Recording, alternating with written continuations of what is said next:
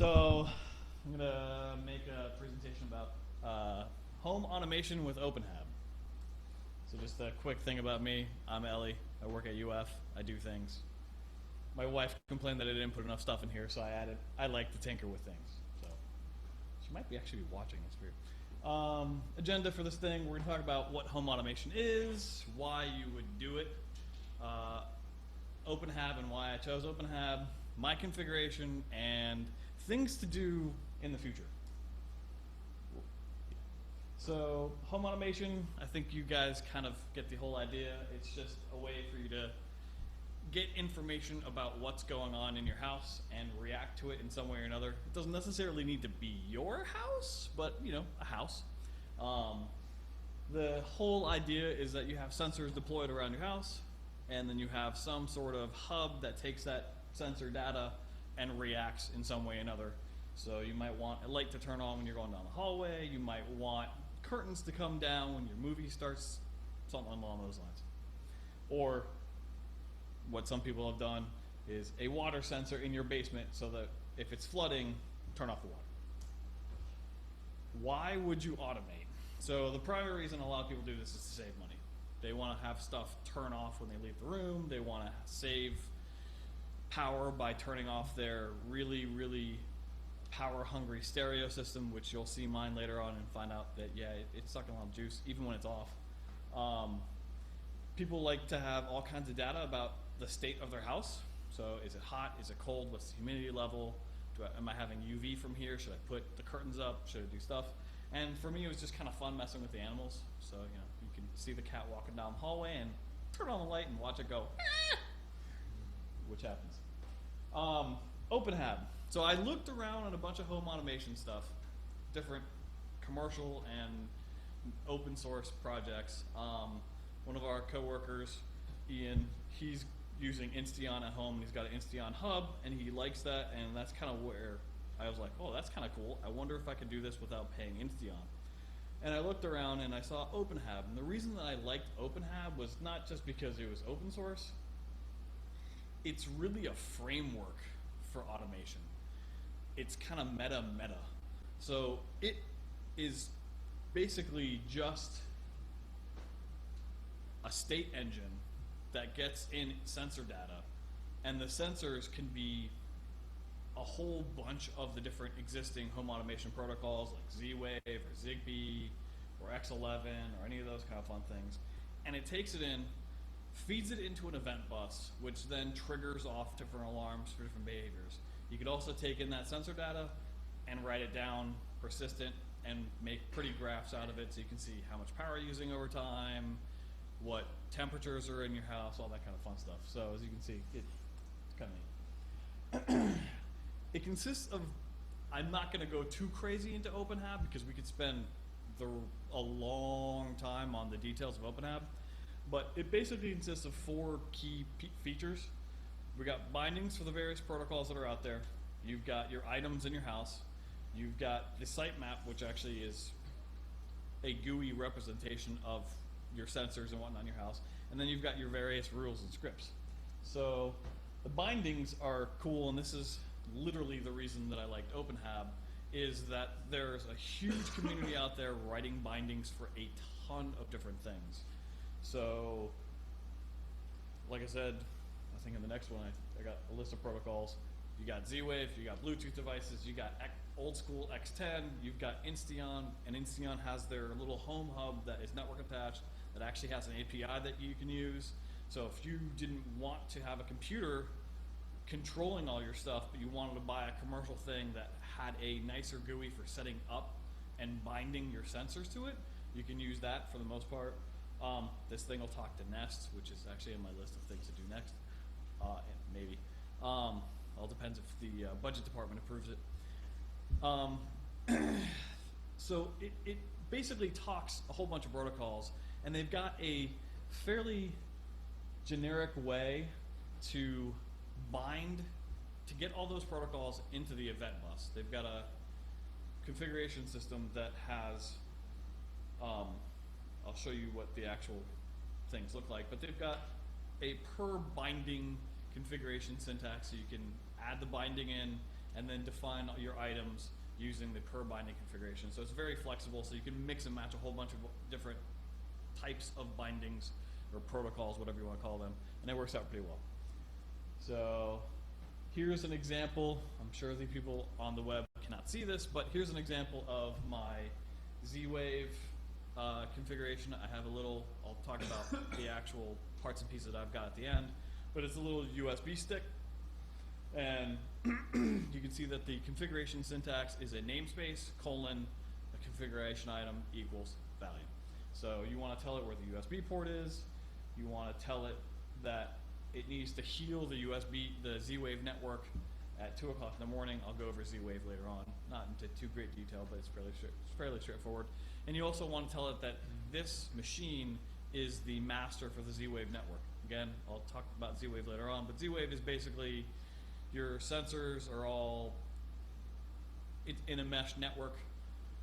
Each one is its own node, and they self-heal, but there has to be a master that tells them, go find your neighbors, announce yourself to your neighbors, and work out the topology, and then tell me, and then I'll tell you what your best patterns are for getting access to all different nodes. It's kind of interesting.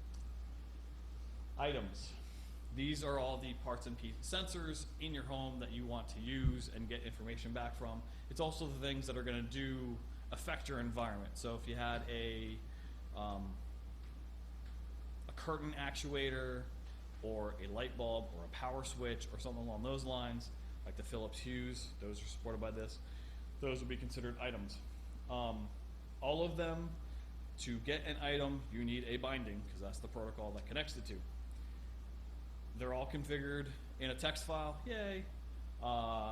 Each line has this sort of format. There's an item type, which there's a predefined set of item types, a friendly name that you want to give it, a label, which is with some text on it, an icon name, which I'll go over in a minute, and then the group that you want to put it in, and the binding specific syntax that needs to be put there. So I'll go over these parts and pieces. Probably, again, can't read this on the live stream, but that's cool. Item type, there's 11 different item types. Things like switches, dimmers, there's some special item types called groups. There's also some special item types called pickers, but we're not going to go over there here. You can read the documentation. Those are the basic ones that I use.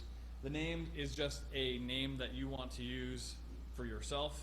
Friendly name for you. It has to be unique throughout the entire site, and you'll see what I mean by that later on, because some devices, physical devices, have multiple return types. So it might return, like my sensor returns motion, light, UV, temperature, humidity, and vibration. So each one of those has to be a unique item type.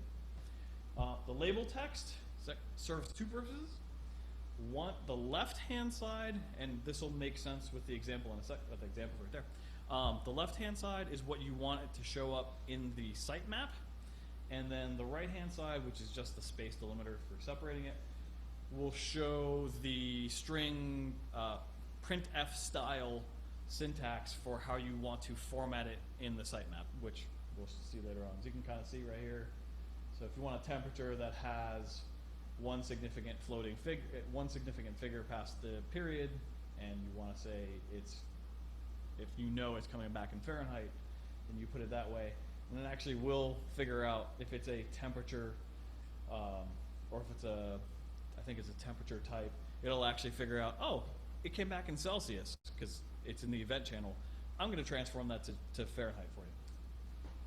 The icon name, again, that's on the sitemap. You'll see an example of those in a minute. There's a directory of pre-canned icons. If you want to make your own, no big deal, just put them in there. Groups, you can configure items into different groups. It's more of a convenience thing. I don't really use them so much. There are other people that have used OpenHAB to do like scene changes. So they'll have a group of lights together that they want to turn on at the same time, and instead of individually turning on the lights, they'll just have the whole group change state to on or off.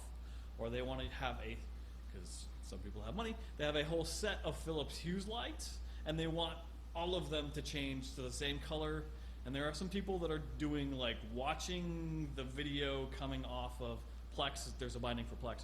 They're watching the video stream coming off of Plex for color information, and they're trying to sync it to the Philips Hue lights. I'm not going there.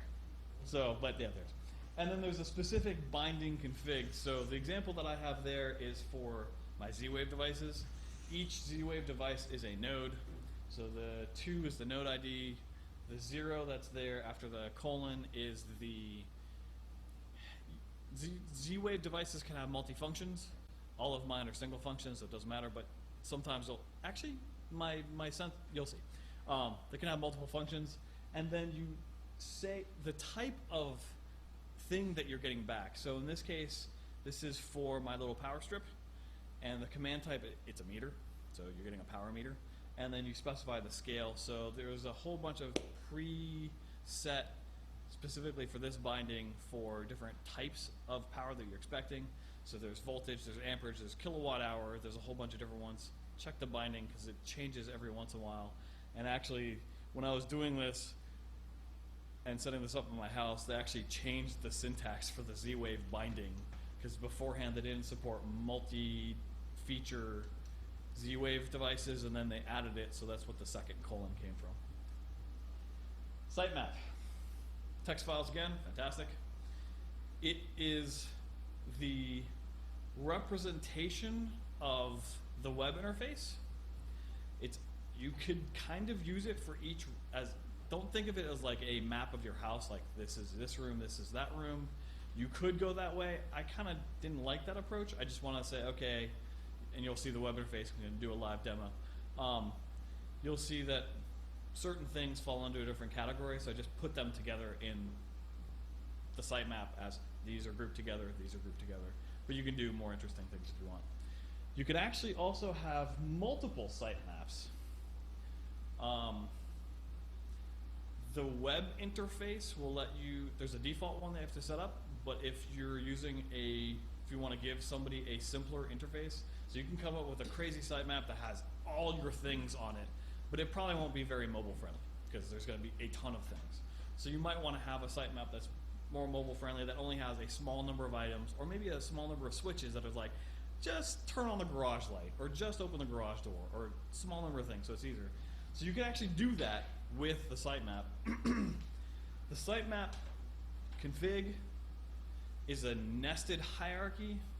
That's what the root element looks like. Sitemap with your name, with a label that you want to put at the top of it. Again, you'll see it in the demo in a minute.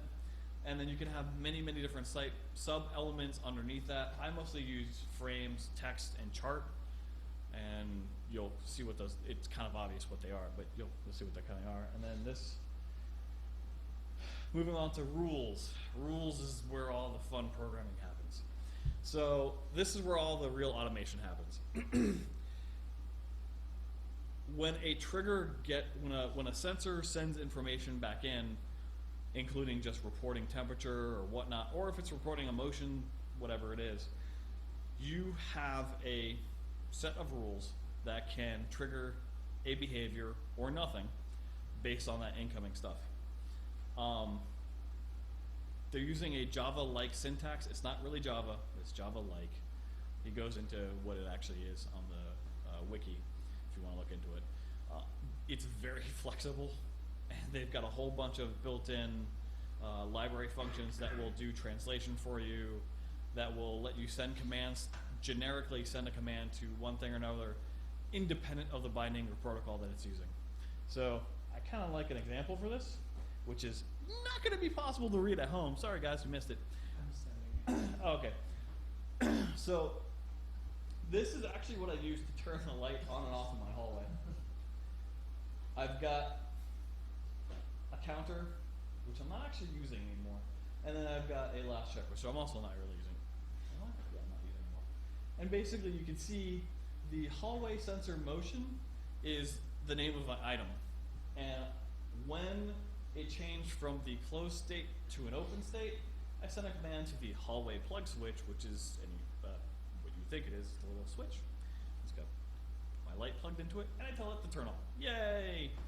When the hallway sensor motion changed from open to closed, I turn off. Fairly straightforward, no big deal.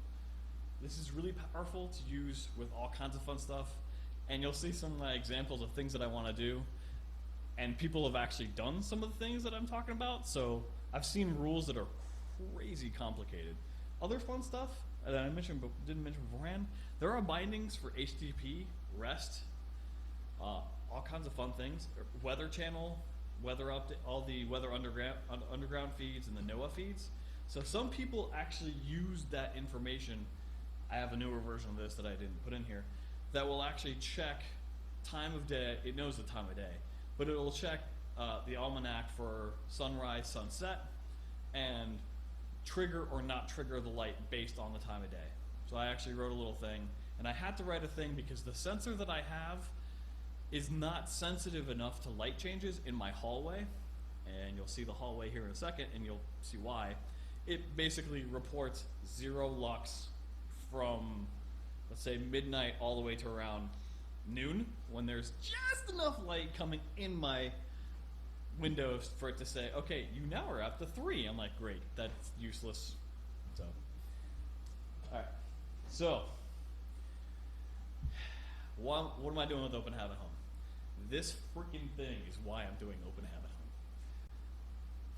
We were at Lowe's, and I saw this thing. It's like, oh, I have a dark hallway. I have older grandparents and father-in-law and mother-in-law that come to our house that always hit something in said hallway. Or I've got a cat that likes to run through that hallway and forget that we have a pillar and is actually smacked into it. So I bought one of these, and I put it above the door, and it's got a motion sensor and a light sensor, and it turns on, and it mostly worked, except for when it didn't. This is the dark hallway of doom. It's really this narrow. I'm basically against the wall taking a picture of this thing. The door is on the right-hand side, which of course I didn't take a picture of, and there are 2 windows. But unfortunately, the shades are always down because it's the front.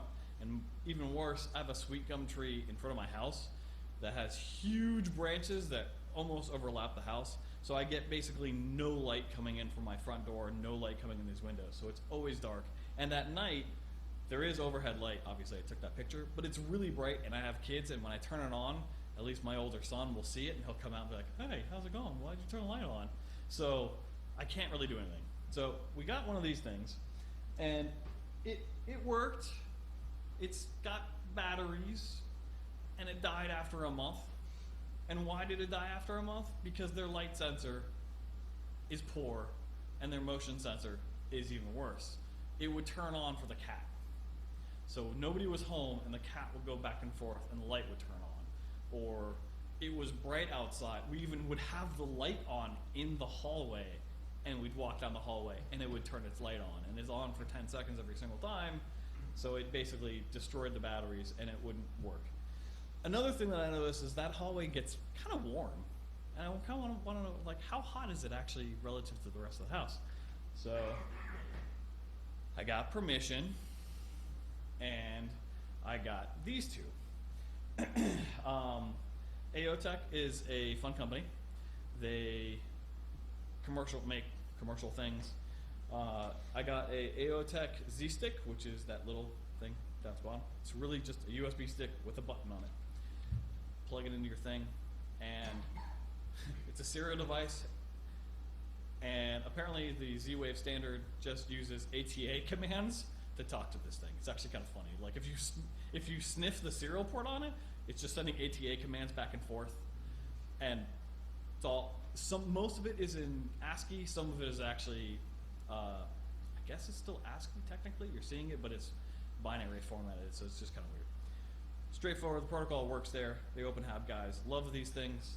Z-Wave devices are relatively easy to set up. They're everywhere, and they're relatively inexpensive. The Z-Stick is $50 on Amazon Prime, shipped to me. Then I needed something in the hallway that actually would detect motion. And I was looking around, and my boss, who's into these things, had the previous generation of this little multi-sensor. And he's like, oh, the new one's coming out, and it doesn't have AA or AAA batteries. They're using CR123 batteries, and they say it'll last 2 years. I'm like, that sounds fantastic. I'm buying one. $50. It's a little cube, about that big, that deep. 2 CR123 batteries in it. I've got it mounted above the door, facing down. I think they said it's about 110 degree horizontal, 80 degree vertical, so it actually sees the entire thing. And I placed it in just the right spot that it doesn't pick up my cat. So no more cat setting it off. It also does, like I said, humidity, UV, reports light levels, does motion. What am I missing? It's a multi-sensor 6. It has an alarm on it, so if somebody touches it, it's a tamper alarm, sends a little thing back. It's kind of neat, works great. I've been pretty happy with it. And then, of course, I need something to turn on and off the light. So I got one of these little guys, Smart Sensor 6. It's actually kind of big, but whatever. It's about that big, so the people on camera can see me. One outlet, it actually has a USB port on the side of it too, so if you want to do USB charging off of it and that you want to turn on and off, works really well. One button on it, which is turn it on, turn it off manually. So it's pretty straightforward. I've actually got it in, so if we go back to this thingy, I have it, this is our home charging station. There's tablets and whatnot in there, phones and USB cables running everywhere. It's clean, it's clean. It wouldn't get approved if it wasn't clean. And down in this bottom corner, this guy right here, there's a power strip that actually, there's a hole in the back plugged in the wall, and on the, it's a 4 outlet strip. On the last strip, last one, I've got this thing plugged into it. Underneath this whole thing, I have a, just a bunch LED under-counter lighting that I just got from, originally it was IKEA, and they had the fun color ones, because I thought, ooh, cool, I can do a little color thing on here and let the kids set the color and whatever want. When it turned on, there was like a whole second, almost a second delay before the LEDs turned on. So I guess their DC transformer was really delayed because of the color, I don't know. So I put that aside, and I just got one from Lowe's, Home Depot that's under lighting. It's actually way brighter, and it works pretty well. So back to where we are. Okay. You need, if you're going to do this at home, if you live with people, or if you don't live with people, you still need significant other approval. I mean, if you're on your own, good for you. Yeah, bachelor life. If you have a significant other, like I do, you must have the wife approval factor over 9,000. I did this beforehand. Sorry, what's the state? 10. That's a good point. When I was a bachelor, I actually did X10 devices when me and a bunch of friends lived together, and they were flaky and didn't work so well. When I met my wife, she moved in with me, and I had X10 devices, and she hated it. Hated it to the point where she would hit the buttons like, why is it not working? And then it would work, because there's a huge delay in X10 with a bunch of nodes on the thing. So she hated it. So when I said I was going to do this, and she's like, oh God, I don't want you to do it. It's like, let me start small. If it doesn't work for you, I'm not going to spend over $100, and we'll be good to go. So I can successfully say it's been 3 months in the hallway, and not only is she happy, she gave me the thumbs up to keep going on. So we get to automate more things. So I have a living room. Most people have a living room. It's got a TV, stereo, the whole deal. I want to know how much power was being used by the stereo when it's not on. I want to know how much power the TV was using. I wanted to be able to turn all that junk off when we're not at the house, especially after I found out how much power it's actually using when it's on or when it's off. So I looked around, and again, AO Tech to the rescue. They had it's actually 4 port, it's not 6. So there are 6 ports on here, but only 4 are switchable. But the entire thing, you can turn all 6 ports off or all 6 ports on. You can turn just those 4 ports on individually, and you can get power from all the 4 ports individually or from the entire thing. So I took this thing and I shoved it behind my entertainment center, and I plugged my TV into it, and I plugged my receiver into it, and I plugged my Fire TV into it because I thought that would be kind of interesting, and I accidentally plugged my Wi-Fi gateway into it. You run into a little bit of a problem with that because the device that I'm using to do this right now, the OpenHAB machine, is actually an old laptop that is not Ethernet connected. So when Wi-Fi goes down, I can't turn it back on when I'm out of the house. So a little bit of a chicken and egg problem. In the future, I'm going to be getting a Raspberry Pi 2 and using that as my controller, and I'll just shove it somewhere in the house that is close enough. So, what does my configuration look like? Fun people on the web can see this now. this is what an items config looks like. Yeah, it's teeny tiny. I had to make it in there. It's trying to scroll everything in there. It's going to be really hard to read, but I'm going to just stand up here and point this up. So what I have, my naming convention was the location of something, and then the different types. So I've got a switch, a meter for voltage, a meter for wattage, a meter for amperage, and a meter for kilowatt hours. I also have my hallway sensor, there's only one.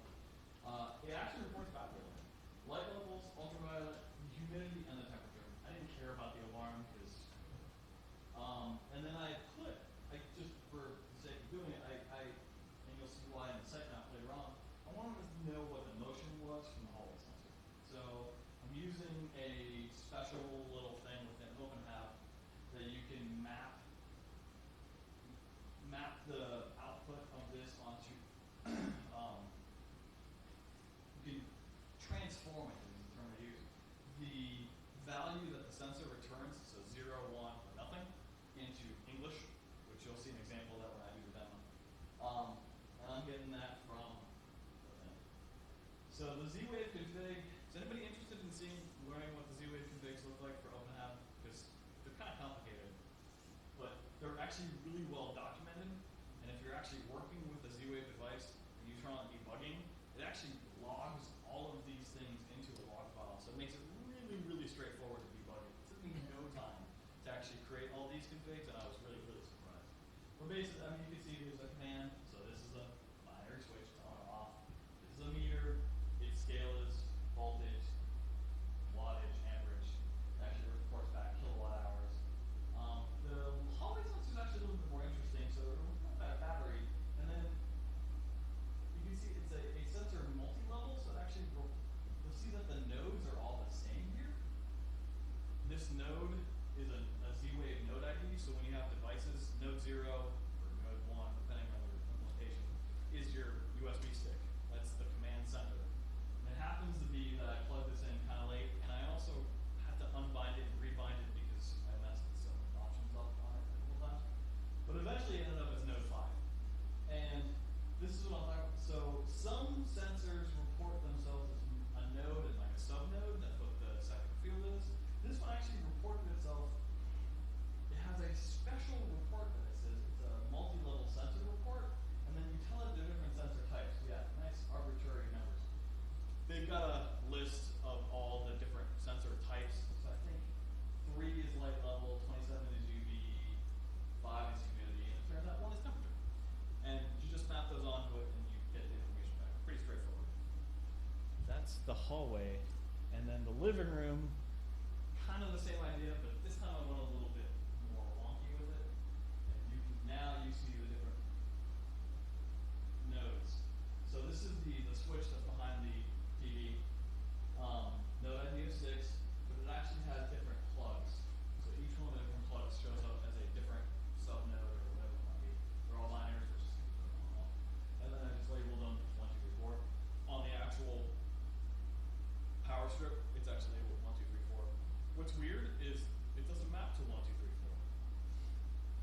4. So node 1 actually maps to like switch 2 first. Node 1 is 3, and then 4, and then 1, and then 2. It was really weird. So I have to remap it with options, and it was fun. This is how I'm getting how much power is coming from this living room switch, and then I wanted it per plug that I can get stuff out of. So that's what I did. And you can see, first one is the stereo, TV, Fire TV, and then generically port 4. Oh, they can't hear me? Okay. Drop the mic. This is going to be the hardest part to see and kind of complicated. Oh, wait, there's one thing. Go back. So you'll notice that I actually added a little thing in here. Refresh interval equals 120. By default, your Z-Wave devices are going to report back based on whatever is built into them.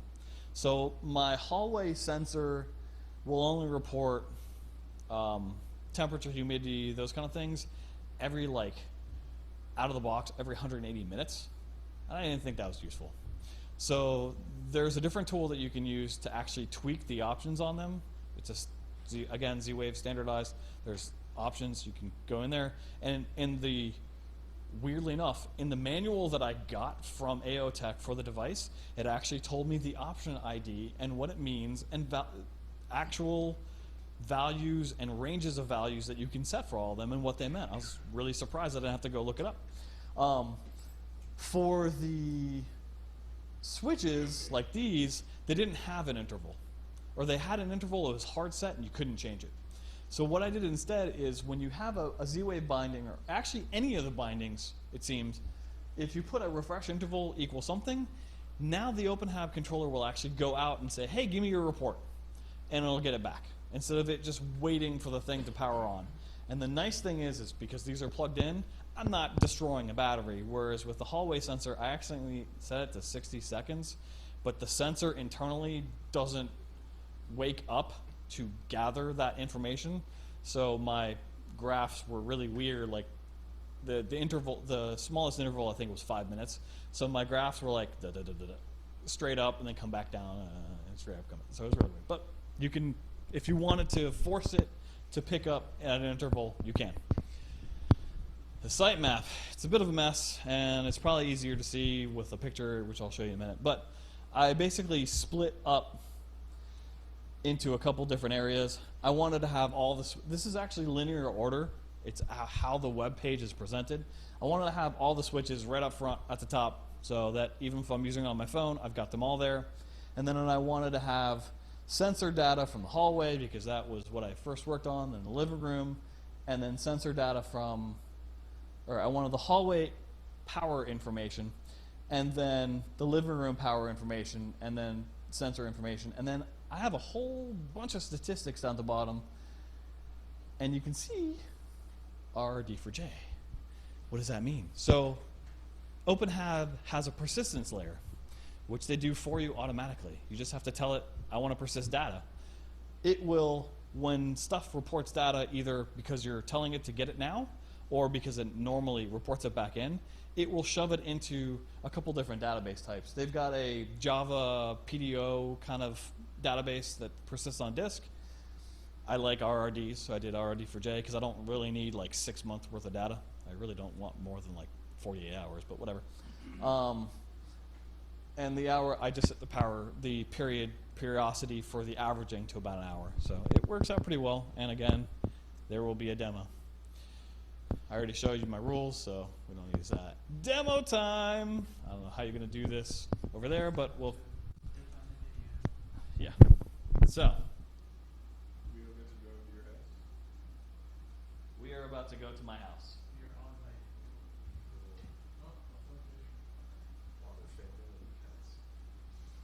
I will not be turning on and off the lights.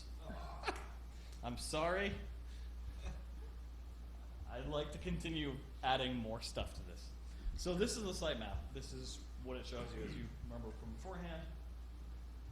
You've got the state of a hallway switch right up top, the entire power strip in the living room, so I can turn the whole thing off, and all the individual ports. There's the hallway status. You can see from the wall it's getting a little over 120 volts, and there's really nothing plugged into it. It's not really using any power right now. The living room, what time is it? 7 o'clock? Okay. There should be nobody in my living room right now, because the kids are probably just finishing off baths. But it reports total wattage from the switch, which is currently off. I know because the numbers. Kilowatt hour, I think, is average for the past 4 hours, if I remember correctly. I can't really remember. And then you see wattage from each of the individual devices. Fire TVs are really, really low power. I've never, like, on using it, streaming Plex with a 1080p medium profile video, I've never seen it go above like 2 watts. Pretty neat. Hallway sensor. The battery is dying. This is only 3 months. The battery is dying. Why? Because I mess with it so much. To configure the thing and change its options, you basically have to put it on instead of battery saving mode. There's a little button on the back of it, and you hold it, and it goes into what's called configuration mode. And when it's on in configuration mode, the radio is actually on in listen mode, and the whatever they're using inside is actually actively waiting for you configure it. So when you send it configuration commands, it says, I got them, let me do some stuff, and then it reports its entire configuration back to you to make sure that you got it. For me to mess with all the different options that I had and figure out that lighting was messed up, I had this thing on for like an hour or something at a time, and there was actually one night that I was playing with it with my son, and I had him press it and turn it on so I can configure it, and I kind of forgot to tell him to hit it. It's supposed to get out of configuration mode after 2 hours of it in there, but it was literally sitting in configuration mode for 2 hours, waiting for stuff, and actually was still reporting back full reports of everything. So it kind of ate the battery. So we'll see how long this thing lasts. It's not going to be 2 years for me, but you can see it reports luminance. It says it's 30 lux. Why does it say it's 30 lux? There's an option in there that says if you're a smart person and you can calibrate this thing, then you can put an offset. So I took this thing and I'm like, the directions for the offset didn't make any sense to me. I was like, what do you mean for too bright offset this, for too little offset? It was in kind of, I apologize, it was in Chinglish, so I couldn't really understand what they were trying to say. So I said, okay, fine, I'll arbitrarily set it to 30 and see what happens. And it turns out it literally boosted whatever value it was getting plus 30. That's all it did. So when it's 0, it's actually plus 30 for right now. And then as it goes up, and you'll see in the graphs, because it picked up some stuff during the day, relative humidity, which is cool. UV, again, this hallway gets nothing. I've never seen the UV go up, so I actually don't know if the UV sensor works. And remember that little map thing that we had on there? This is where it becomes useful. Because now it actually reports if there's motion or if there's no motion right on the interface. And this is actually, it's Ajaxy, so it'll actually do it in real time. If I called my wife and told her to walk down the hallway, you'll actually see this change from motion to motion. No motion to motion. I don't know if you want to. Temperature information. A hallway fluctuates by a little more than 1.5 degrees Fahrenheit, which is weirdly high. And it turns out there's no return vent there, and the return vent that it needs is too far away. So the cold air coming out the regular vent there is not coming out at any pressure, and not enough to actually cool that thing. So that's kind of neat information to have. Humidity fluctuates like crazy. I'm like, what? How's it going from 60 to 70% and then back down? The seal on my front door, because it's right there, apparently leaks. That's how I found out. Light levels, you can see it goes from 0 all the time, and like around 11:50-ish, it starts to get bright and gets a little bit brighter and gets to about 8 at what? That's like 3 o'clock maybe, and then it just goes away. And I think that's just with the tree and the low light that's coming through there, it basically doesn't get any light. So, and light levels in there is not important. The living room. You see those spikes? I was watching TV last night until midnight. I think you could tell. My wife was at home today, probably working out or doing something. I think you could tell. Your living room chews up a lot of power, boys and girls. Just my stereo, when it's on, is about 100 watts. I was really surprised by this. And you can't really, you can kind of tell, the floor when it's off is 60 watts. Why is it 60 watts? What are you doing? The thing is off. It's in standby mode. So I think what I'm going to start doing is I might actually write a rule that says for certain times a day, just turn that whole port off. Save me a little bit of juice. Not sure how the wife acceptance factor is going to go there because she is at home all day, but we'll see. TVs. Oh my God, I didn't think my TV used more power than my stereo. But apparently those LEDs they got on those things chew up a ton because when you're watching TV, it's more than 200 watts. I was really, really surprised with this. Fire TV, baby. Doesn't matter. You can barely tell when I was watching TV. You can barely tell when I wasn't watching TV. It's between 0 and 2 watts. That's it. This might be because the threshold, it actually might be less than 2 watts. It might be the threshold on the plug in terms of amperage is too low for it to actually do it. That's why it fluctuates so up and down. But it's apparently really, for something that's so power efficient, it sure gets really damn hot. Does anybody have a Fire TV? No? Fire stick. The Fire TV stick doesn't get it. This is an actual Fire TV. Like, when we're using it, I can put my hand on it. It's actually pretty damn warm. I have a chromecast, it gets pretty hot. The Chromecast can get pretty hot too, yeah.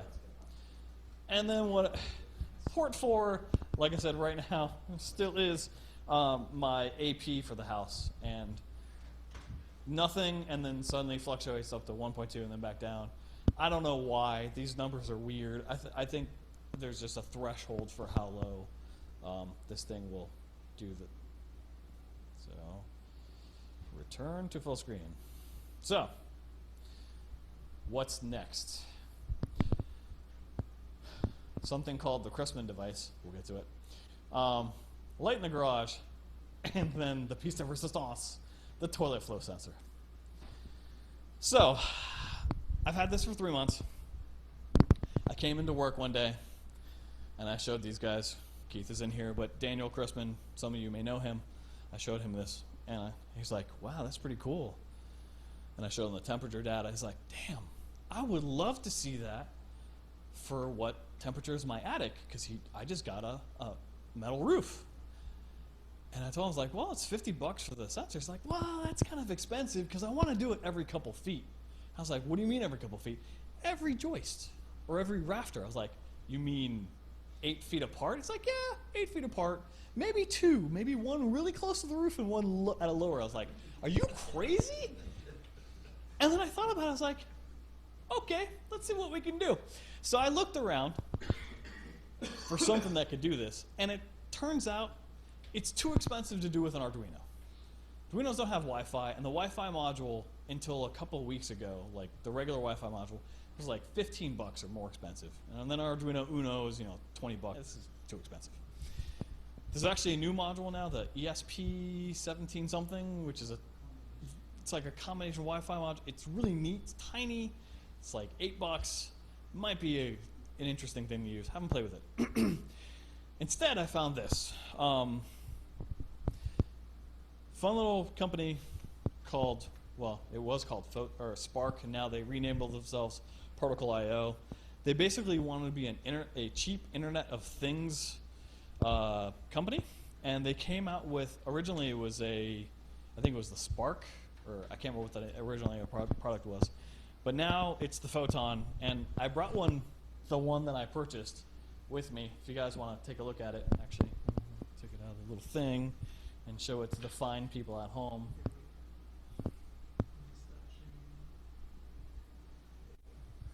That is a little photo. I'll pass it around. You don't have to all come up. Really wide angle lens. Okay. How's that? There you go. So that is the Photon. Why did I get this thing? It's $20.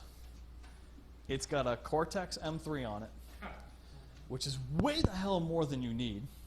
A Broadcom wireless chipset, but most importantly, Arduino Sketch compatible, almost, for the most part. It's got a ton of GPIO pins on it, and it was a Kickstarter, so when it first came around, people did so many things with it. There's a huge community that have done so many fun things with it. I was like, okay, $20, give me Wi-Fi, fine, done. Then I needed a temperature and humidity sensor because the Chrisman device must know how hot it is and how wet it is, I guess. So I went and looked around. There's a cheaper one than this. There's actually a $5 sensor. There's a $5 humidity sensor, but it was kind of chintzy and whatnot. This one's actually a little bit more integrated. It's already on a PCB, kind of nice to use. So I was like, $750, that's not bad. So for $27, shipping, blah, blah, you get a nice little temperature sensor. And I'm actually, since I have that thing, I think I'm actually going to build it. I'm going to take a tiny little breadboard, put it in a nice little case. These things are USB powered. So I've already got power in my attic. You've got a junction box every couple feet. So I'm just going to put another circuit in there, put a little power outlet, plug it in, USB cable to it, and I think I can actually get 2 or 3 humidity sensors off of a single Photon. So then how does the Photon talk back to your OpenHAB? Well, turns out they thought about that too. MQTT, Machine to Machine Internet of Things Connectivity Protocol. Never freaking heard of it before until here. It's super lightweight, made for these kind of things. Library. You run if anybody's ever done like MQ Broker or any of the message passing type of things, same concept. You subscribe to a channel, and when something broadcasts on that channel, it gets sent to the event bus, and anybody that's subscribed to it will get a little message to it. So it's low power on both ends, no polling, no nothing, and it works just great. Lots of people have done this. The beauty of it, there's an MQTT binding for OpenHAB. Yay, didn't have to write anything. There's an MQTT library for the Spark. Yay, I didn't have to write more of anything. So plug and play. Somebody actually has a sketch for Arduino that will send an MQTT message. All you got to do is figure out how to get whatever it is you're getting off of the sensor. Adafruit people are fantastic with giving you sketches for every device that they have that's compatible. They have a sketch for getting temperature and humidity off of it. The plan is to put the two together and voila, you've got your thing. So that's that. The light in the garage problem. I have a garage. If you have a garage, you might have this problem. The garage door opener is old, and I mean mid-80s, maybe early 80s old. I'm surprised it actually still works. It kills light bulbs because it jiggles, and all the light bulbs I put in there, compact fluorescent, incandescent, or even I've actually killed an LED in it because it jiggles so badly, and I can't rely on it to be a thing. I have a detached office in my house, and that's where I go to do my work. Like when I'm on call or something, I'll go take a call in there and deal with it. That way I'm away from the kids and not bothering anybody. Right now I have to, because I've got a light fixture in my garage that's like these things in here, they're fluorescent, but it's in a non-furnished space, so humidity tends to destroy ballasts really, really fast. So it's totally unreliable. I'll turn it on and I'll be like, that's fun, and I'll do the jiggle thing, and it still doesn't turn on, and maybe it'll turn on, maybe it won't. So I basically say, that's useless. I have to hit the little garage door opener to turn the light on, and every once in a while that'll work or it won't work. So, and then now that I have kids and I'm out there, they're interested in coming to see me, so they'll go out there, and they don't care if it's pitch dark. They'll still go through there, running, of course. And there's been one time, at least one time, where I've heard, and one of the kids ran into the car which was parked in there. It's like, you okay? It's like, I'm fine. And they go in. So, what I want to do is I'm going to replace the fluorescent light fixture with an LED fixture. I was going to retrofit it because they make ballasts that do that, but I decided against it. Lowe's actually sells one of these kits that actually looks like this, that's just LED, straight up LED, and you can either hardwire it into your regular junction box, or you can do like I did and put a pigtail on it and plug it into a regular NEMA 13 outlet, which we all have at home. Turns out that my light fixture that's hanging in my garage is plugged into a NEMA 13 because the garage door opener is right there plugged in the same thing. So I'm literally going to do the same thing. I'm going to get a Smart Sensor 6 like I have in the hallway, shove it in there, motion sensing. I'll probably have to put it on one side facing the house because the kids are going to run in that direction, and then just have it turn on and off the light. The only issue that I'm thinking I might have a problem with is how am I going to turn this thing on and off and have it do the appropriate thing with OpenHAB to tell it that it's on and off. And there might be a solution for this. AOTech actually makes sensors or light switches that are touch. So when you touch it, Z-Wave reports back, I just turned on. Z-Wave reports back, I just turned off. And they don't actually have to be, they're actually light switches, so you can actually plug stuff into it, or you don't. And in this case, you don't. I'm just going to put it there. Or I was actually thinking about the dash and literally putting a dash on my wall that had the words lights on it and just touching the dash and having it do this thing and then report to an MQTT subscription that says turn on, turn off. Yeah, especially since they're $5 and I'm cheap. They were $1.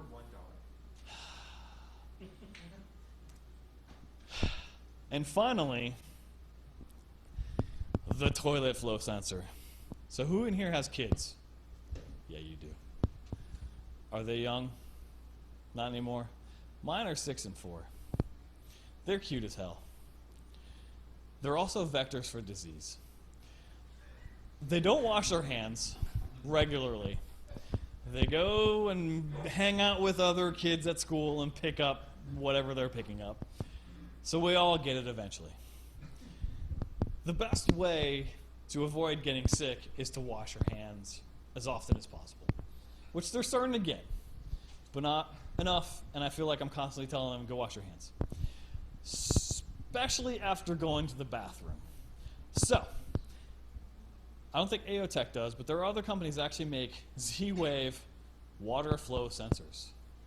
I'm going to put one in line with the water fill line on my toilet. I'm also going to put one in the cold water line in the sinks in the bathroom. The idea here is when they flush the toilet, it's going to need more water, so it'll flow. Oh, somebody just did something in the potty. I'm going to wait about 5 seconds, and if I don't see any of the flow sensors on the sink turn on, I'm going to have a speaker underneath my sink that will have, in the most polite voices I can say, wash your hands, kids. We don't want to get sick. And then, of course, they're children, so they'll wash their hands for well, my oldest has gotten better, but my youngest will just wash her hands and wash her hands and wash her hands. So that sensor will also there'll be a timer such that if the water is flowing for more than 30 seconds, it will kindly tell them to turn the water off now. And if it goes for more than a minute, well, I didn't put it in here, I'm actually going to have it send me a push message to my phone to say somebody's in the bathroom doing something, or somebody forgot the sink on in the bathroom. You should probably go do something about it. So I think that's it. It is. That is the last of it. So that's it. That is OpenHAB. I have these up in Google Docs. I shared it with him, but I'm willing to share it with anybody else. If anybody wants my configs, I'm probably going to put up a GitHub repository with all of my configs.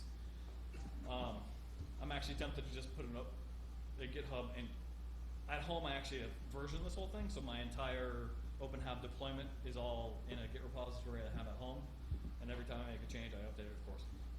I'm willing to put it on GitHub, so if anybody wants the same things, no big deal. I didn't have it in here, but I'll have an addendum eventually that will have the things that I purchased, how much they cost, and either a link on Amazon or something.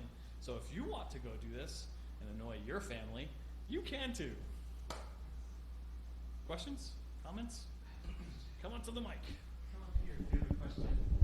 I'm going to ask it while you're walking. Are you worried your kids are not going to flush the toilet?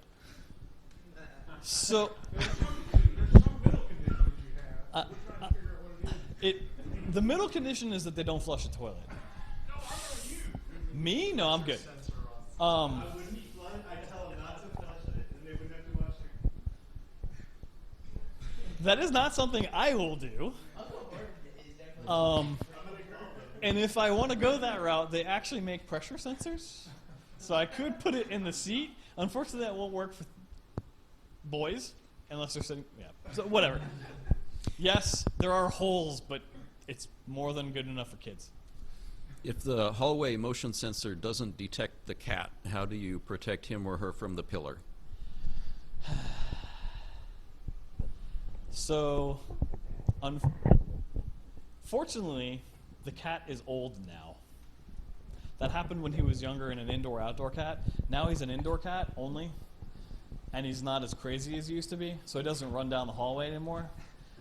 When we have, or if we ever get another cat or a dog, I'm going to have to adjust the sensor down to pick up the motion sensing. So, for right now, I'm not too worried about it. Anybody Yeah, else? Ellie, if you carry out this plan on the toilet flow sensor, it'll be interesting to see what your kids think of all this years I'll from shoot now. video and give it to you. I'm kidding. Yeah, I know. That's why I'm not doing that. So you So. plan to get a Nest, I heard you say? I'm thinking about getting a Nest. You thinking about getting we a actually Nest? have decent. I got a new air conditioning 3 or 4 years ago, and the Honeywell regular semi-smart thermostats are actually not bad. They work, and So- I can set schedules. So just a and they make few. Z-Wave, and they're really, really expensive, which is why I'm like, they're more expensive than a Nest. The Nest was actually cheaper than like the Z-Wave enabled thermostats. Just a quick comment about the Nest. So my brother gave me one for Christmas, and I set it up, and its downfall is it learns. It learns bad habits from other people, Nice. right?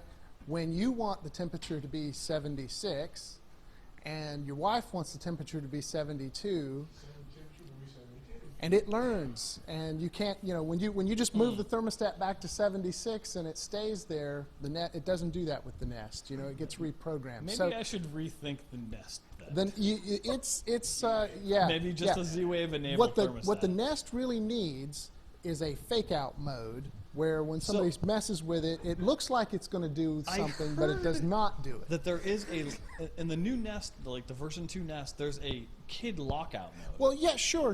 You can lock it. You can have a pin on it, but that just makes the family angry, right? No, Maybe. you want them to mess with it and do stuff, but have it just ignore what they're saying. The temperature will be 76, and that's it, right? That's what you want.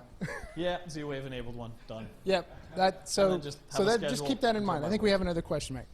By the way, this whole thing was, I told my wife when I did this, I was like, I'm going to keep it under $100, and I was pretty close. I reused the computer, the stick, like I said, $50, the sensor, $50, and the power sensor was $50. It is kind of expensive for those things. You can build the moral equivalent using Arduinos and a relay, which would be cheaper, but I needed something commercial just to make it happy and whatnot. I'll probably do those later on, but for right now, that's what it worked out. So. Well, here's something that'll make you happy. Then I just read on the Sweet Home today that the Nest is on sale for $90.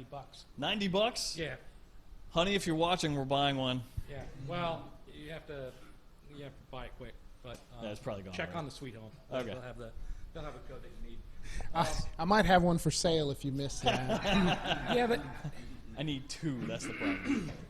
Big house. the problem with the Nest for me is that it would learn, but it would just learn what this dark corner Yeah. wants to know. So I have the You know, same what sort of happens, problem. So We've got a split or ranch. It's not. Yeah, I guess ranch style house where the living quarters are on one side, and then the bedrooms and whatnot on the other side. And that hallway that I took a picture of behind me is where all the bedrooms are. So we actually had to put in an extra return right there, basically above my head, for the hallway to cool off a little bit better. But that means we have 2 thermostats. We actually have 2 zones. One is in the living room, and one is in the back, and they actually both have separate schedules. That was the only way I could make it work, 'cause when we had just one, not working.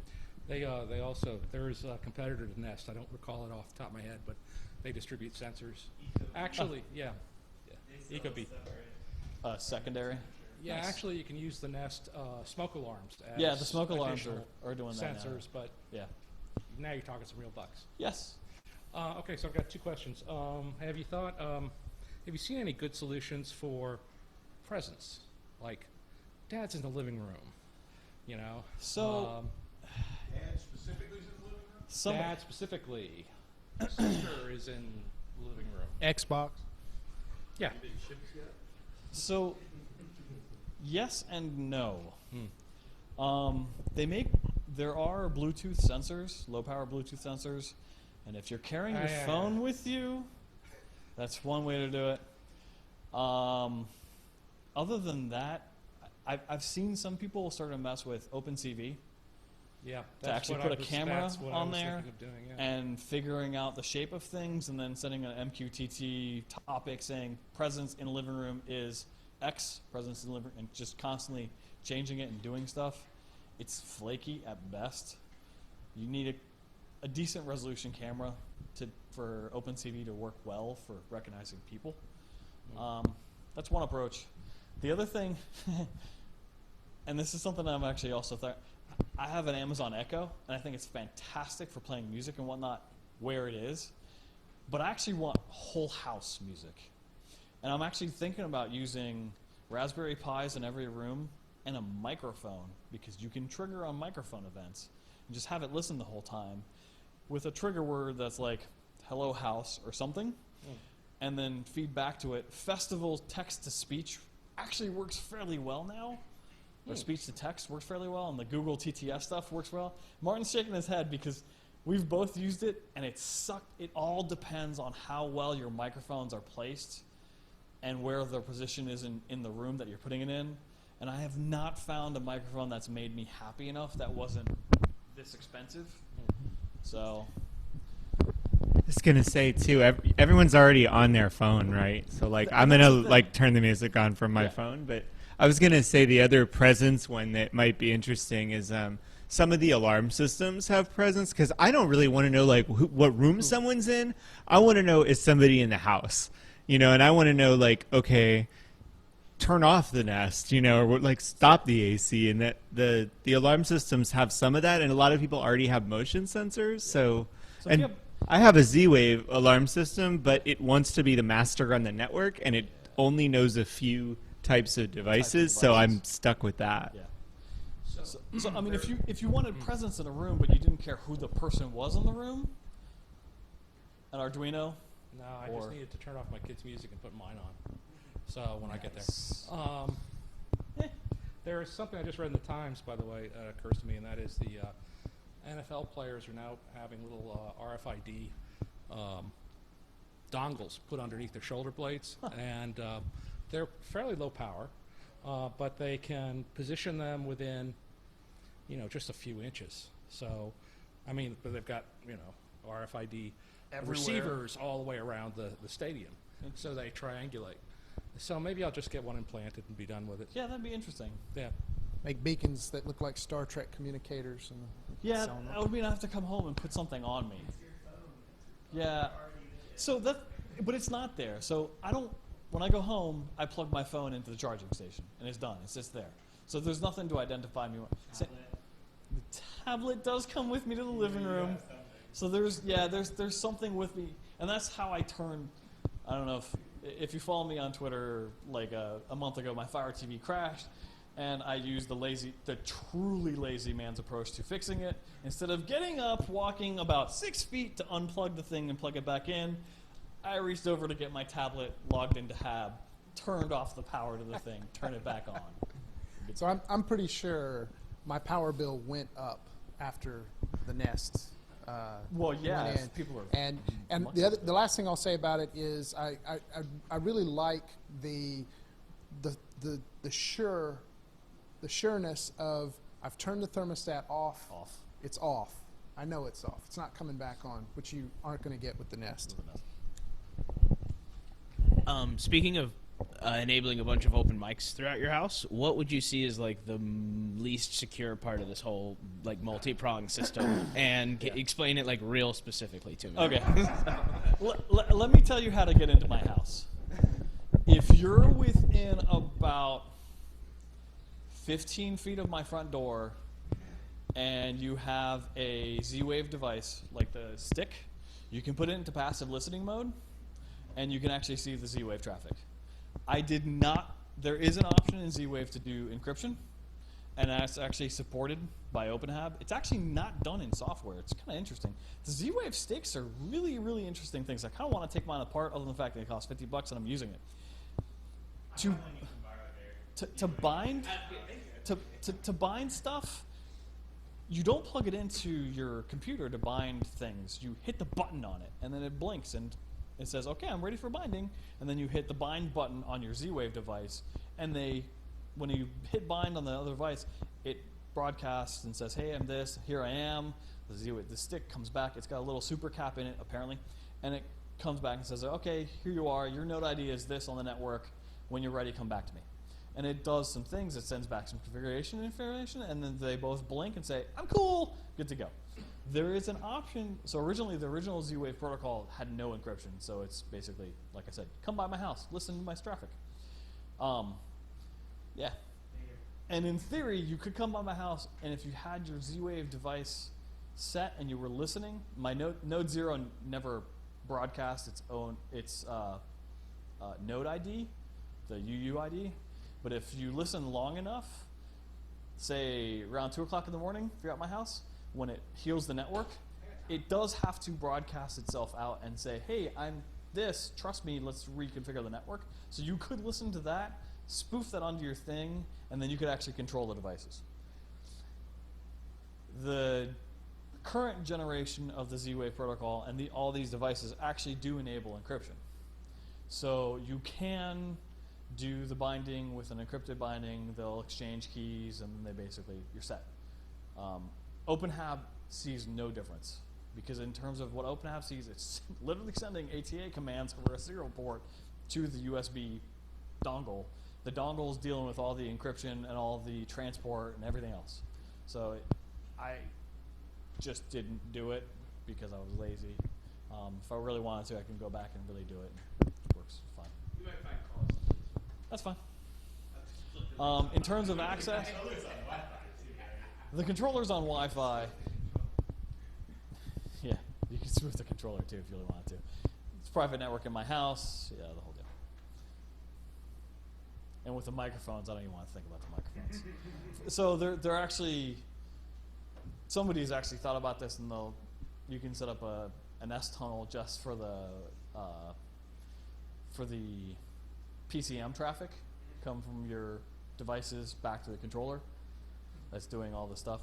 So, or if you actually had something that was powerful enough, Raspberry Pi 2 apparently is powerful enough, it would actually do all the festival text-to-speech on the thing, and then all it would have to do is just post to an MQTT subscription and say, hey, this just happened, or this just happened, or whatever it might do.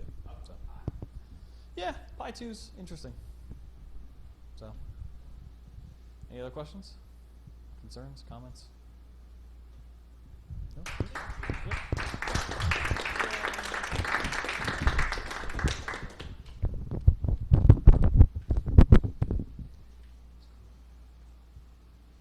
All right, so if you listen to this live or you're listening to it after the fact, send us some feedback. Tell us what you like about the stream, how we can improve it, that sort of thing. Martin, you said we had some people we needed to thank, and you wanted to maybe talk about the equipment a little bit, and I think you have some stuff in the back. Sure. All of those things.